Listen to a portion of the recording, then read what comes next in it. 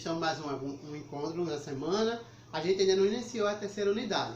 Porém, a gente vai dar continuidade o que a gente tratou semana passada, que a gente teoricamente falou um pouquinho sobre o coronavírus, o novo vírus, né, da Covid-19, né, fala um pouquinho dessa pandemia, né, e de alguns conceitos que a gente não se expressou bem na aula passada, porque foi mais teórica.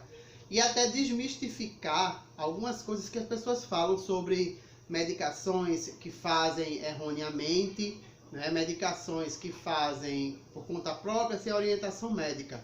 Então, o bate-papo da gente hoje é mais basicamente ter um conhecimento um pouquinho sobre os vírus, biologicamente sobre o que seria o vírus, né? Não, a gente vai especificar só o vírus do coronavírus. A gente vai falar um pouquinho sobre, de forma geral, né, do agente viral, certo?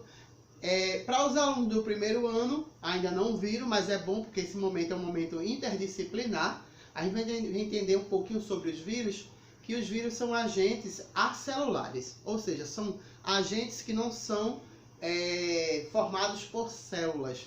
Então eles são micro-organismos, certo? Que só podem ser vistos a microscopia eletrônica, né? E se eles são formados por células, do que eles são formados?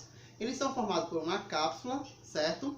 São formados por componentes, por material genético, e é nesse material genético que a gente vai encontrar dois tipos de ácido nucleico.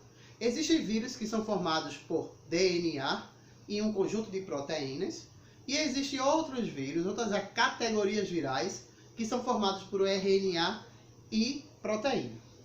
Então, aí vai o primeiro desafio que eu quero que vocês pesquisem nessa aula interdisciplinar.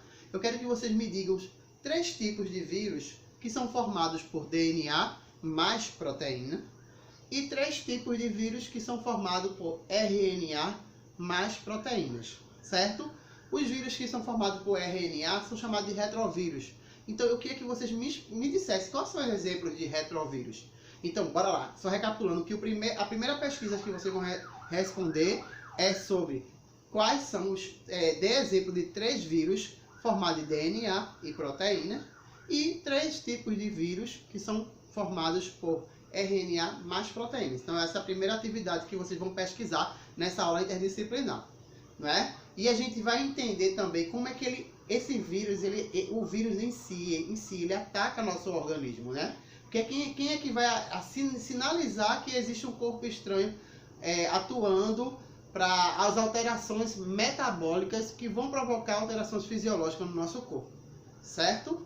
Então esse é o primeiro desafio. Lembrando que a aula passada, quem fez a atividade acumulou 5 pontos para a terceira unidade.